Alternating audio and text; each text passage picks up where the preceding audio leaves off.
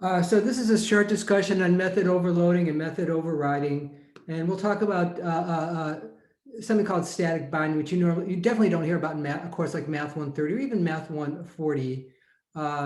Okay, so we'll know how the compiler chooses which method to execute when a class has overloaded method and how method overloading can lead to incorrect results. Okay, so let's just review what method overloading is.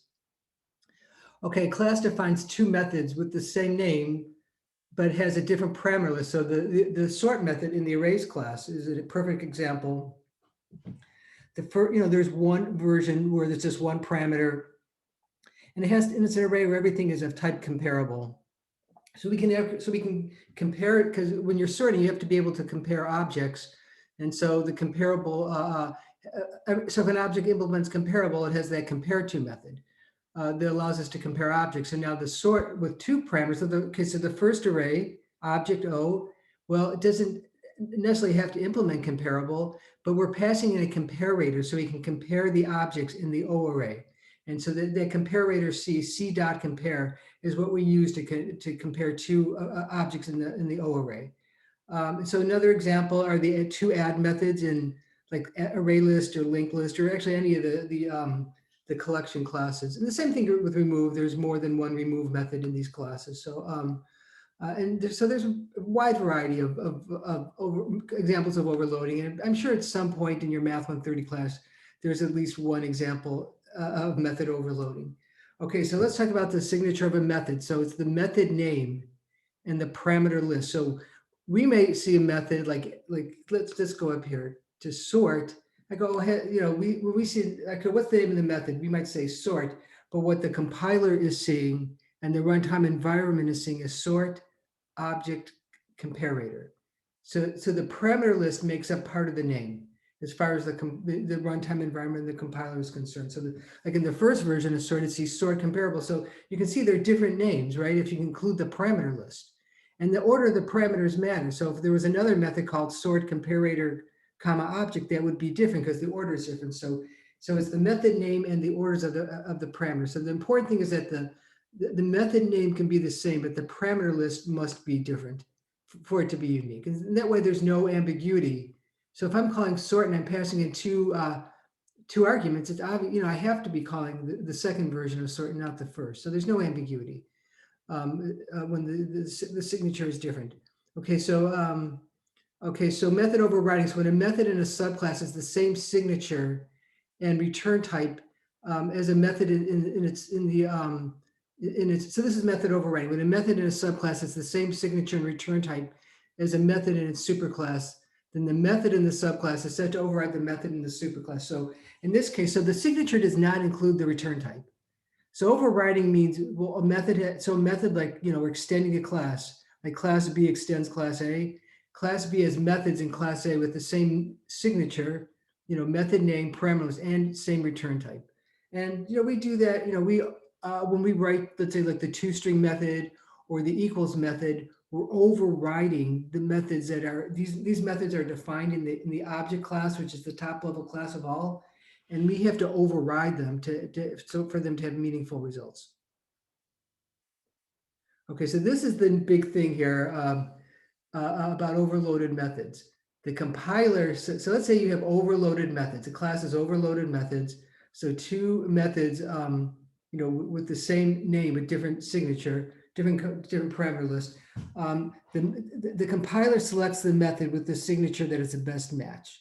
And so it's the compiler that makes the decision. So once the signature is selected, it doesn't change at runtime. And this is called static binding, right? So you can't change. So once the signature of the class has several methods with the same name but different parameter lists, the decision of which method to call is done before you actually start running the program. And that's the key thing that we have to understand. That's static binding, and it's almost never discussed. And the runtime environment recognizes the true nature of an object at runtime, and that's polymorphism. So let's just look at an example. I might have one. Oh, all right, here it is. Okay, so we have that class A, and it has a method called M1, and it's in the parameter list is just object. So M1 object, and it returns a string, and it prints and it just prints or it just returns the string M1 class A. And now class B extends class A. And so notice that we have method overriding, right? The first version of M1, um, um, it overrides the version of M1 in class A. And the second version of M1, the one that takes a string, is overloading. So we have two versions of M1 in class B, one of which overrides the version in class A. Okay, but we have method overloading. The signature in the first is M1 object, and the signature in the second is M1 string. Okay, so now let's continue with this really interesting example. Okay, so now let's look at that very first line there. A object 1 is assigned new B. Okay, well, this is another key thing to know.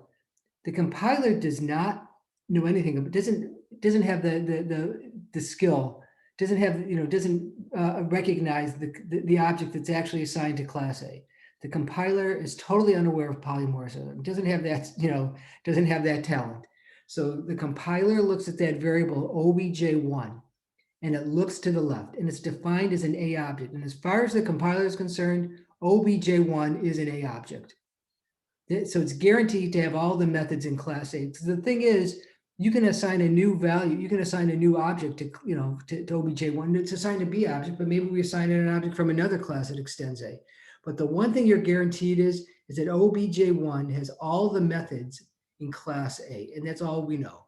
Okay, so it selects the signature from, so it goes into class A, and it looks for, okay, so you see there in the next line, there's a print line we're calling obj1.m1. So the compiler goes, okay, but the signature has already been selected, right? So the signature has been selected. What version of M1 are we going to take? Well, we go into class A, and if I can move this, yeah, here's my cursor. We go into class A. Well, class A just has one version of M1. Remember that the compiler thinks that obj1 is an A object. We go into class A. Oh, I see just one version of M1, and the input parameter is object. So at runtime, when we go M1, when we go object1.m1, the input parameter is object. Okay, so now, but at runtime, see the runtime environment is smarter than the compiler. And maybe that's not fair. But the runtime, I guess I shouldn't be judging the compiler and the runtime environment. But it's actually a B object, right? So at runtime, we're assigning a lower level object to a higher level object. That's perfectly okay because it's polymorphism. So at runtime, obj1 really behaves like a B object, but the signature of M1 has already been selected and it's object. So now let's go into class B. You see there's those two versions of M1. Look at, we're passing in cat. So if I was just being totally, my intuition would be say, okay, well, let's call the one with string. We're passing in cat. Cat is more specific than I mean, they're both every string is an object, but string is more specificity, and we're passing in a string. So I may think, well, let's call that one whose input parameter is string. But here's the thing. We've already selected, the compiler has already said, no, when you run this code, you're going to call the version of M1 that takes object as a parameter. So we actually call that first version of M1, and then the output would be M1 object class B. Okay, so now let's create a new B object, but now look to the left of obj2, right? And okay, now the compiler thinks obj2 is a B object, meaning that obj2 is guaranteed to call is capable of calling all the methods in class B. So now the next line, we see M1 again, we're passing in a string. So the compiler goes into class B and says, okay, the input argument is a string. Which one is the most specific? Which is the best match? And it turns out it's the second one because string has more specificity. It's lower down on the class hierarchy.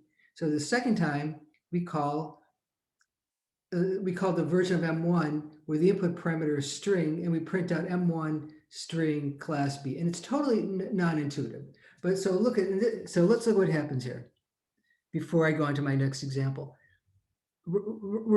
in each case, the println object is printing out obj1 at runtime is a B object. obj2 at runtime is a B object. And they both call M1 cat, but we're calling different versions of M1.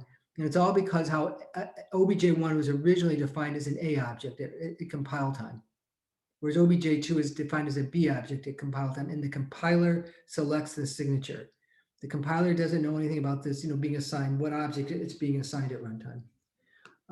So let's, the online example shows method overloading the equals method instead of overriding the equals method can lead to errors. So this is maybe the most exciting part of Math 140. So let's see here. I'm going to go up here. I think it's interesting. So this doesn't come up a lot. So let's see here, because I have all these. Oh yeah. So let's see here. I'm going to go into, okay. Of course, I would have to make this a mess here. Okay, so I might have to find my test class, but okay, so let's look at what's going on here. Okay, so I have this person class. Oh, I have all this other stuff here. I don't want this.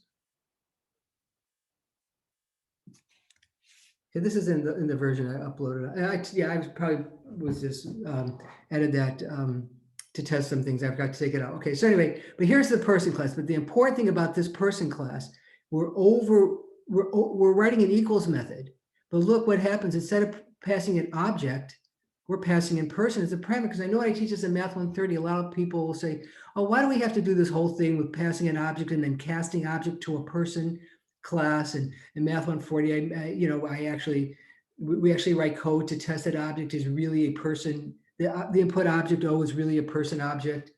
So why don't we just direct? It's a person class. Why don't we just pass in person as the equals as the input parameter? Well, I'm going to show you this can lead to errors. So again, the one thing also is that we're overloading the equals method. It still has in the comments there, like on line 20, it still has that method, public Boolean equals object O.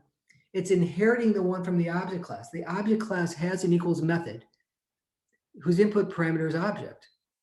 And so every class in the world will automatically inherits that code. It might be invisible, but it's in the class. So unless we override it, we have a method called public Boolean equals object O, and it returns this equals O. In other words, you're comparing whether two objects actually have the exact same address. So they're actually the same objects. It's like they're equal to each other because you're just comparing, the exact same thing. They're actually storing the same location in memory. That's the only case. So for the object class, when you call the equals method, it's always going to return false unless you're comparing objects that are actually located in the same memory location. Okay, so now our person class now actually has two equals method, one whose input parameter is person, and the other one whose input parameter is object. Now let's see if I can find my test class here. Let's see here. I think this is it right here. Okay, so no, this is not okay. Let's see if I can. Let's try this one more time. And maybe I have. So I'll tell you what. I'm going to let me just write some code here. Okay, so I don't know what happened to my person class. That's kind of sad. Okay, so anyway, here, let's just write some code here. Okay, so I am going to here. I'm going to. So we're going to call the.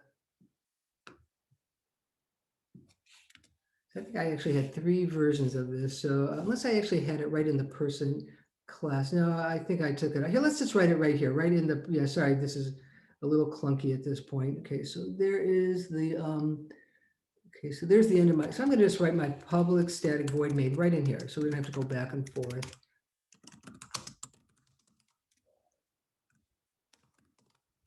String args. Actually, I have this code online. Let's just create 3 person objects here. So, public static. And let's see here, I've got one too many of these. Okay, that's better.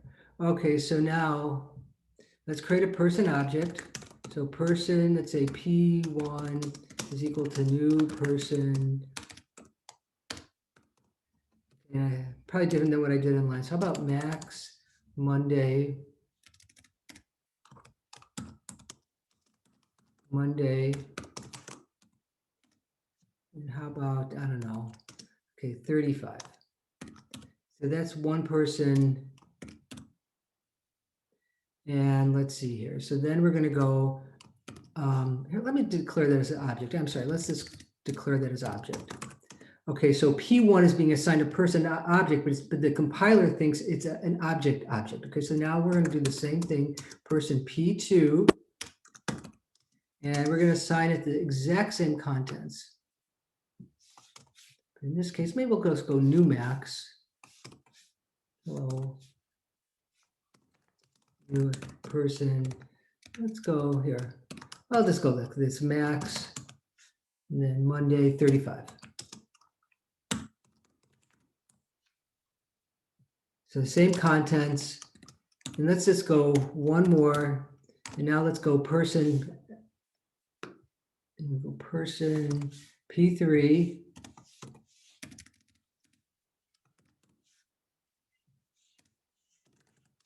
And I'm going to just cast P1 to a person object.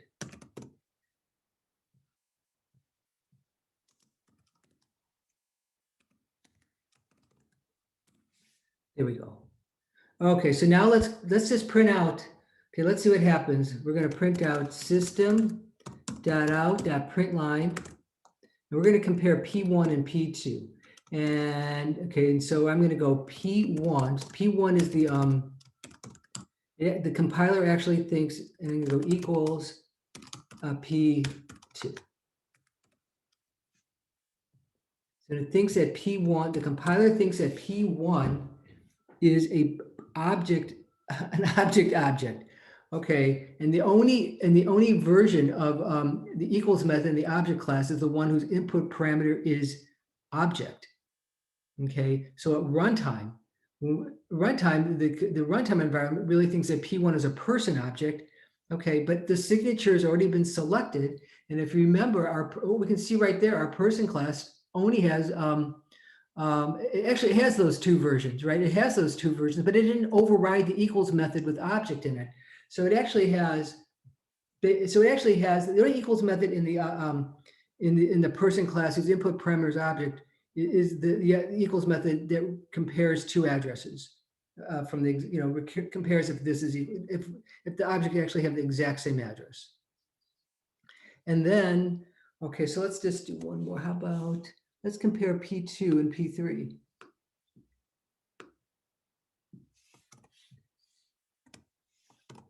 See, it thinks that P3 is a person object. Okay, so in this second version, okay, so P3, the compiler looks to the left. Oh, P3 is defined as a person object. So when we call the equals method, we're going to call the one whose input parameter is person. We're passing in a person. So let's, right, so the first time, okay, so the first time, so compiler thinks P1 is a object. So we're going to call equals object. We're going to call the equals method whose input parameter is object. And now here, compiler thinks that P3 is a person object.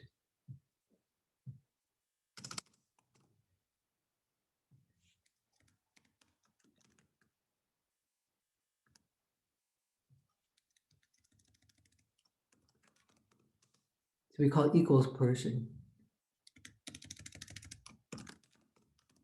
There we go. So let's just try and run this.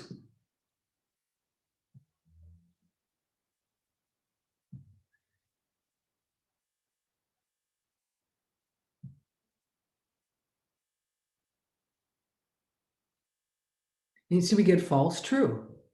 So we get false true. Let's go back to that person class one more second here. I think this is the one that we have here. Yeah, okay, so look at here. So in both cases, look on line 38 and 39, we're comparing P1 at runtime as a person object, and P3, of course, is defined as a person object. P1 is originally defined as an object, but we assign it a person object. Okay, P3, all we've done is cast P1 to a person object. And in both cases, we're comparing it to P2, but P1 dot equals P2 returns false. And P3 equals P2 returns true. And it's all because we overloaded the equals method. So when you're overloading the equals method, there's the potential to return the wrong answer. So here, let me just do one more thing here. I'm going to change this to object. I don't have to worry about casting because I really am passing in a person object. So normally in both cases, P2 is being passed in a person object. So we don't have to worry about casting. And of course it doesn't like my, object. Oh, because P is defined as a person. Yeah, I do actually have to cast. Well, I have to cast now. Okay, so let's go here. Let me just call this object O, and let's just go person P is equal to person. That'll fix that problem. Okay, so what we don't have to worry about, I don't have to worry about checking if O is really a person object because I'm passing in a person object. Now they both should print true.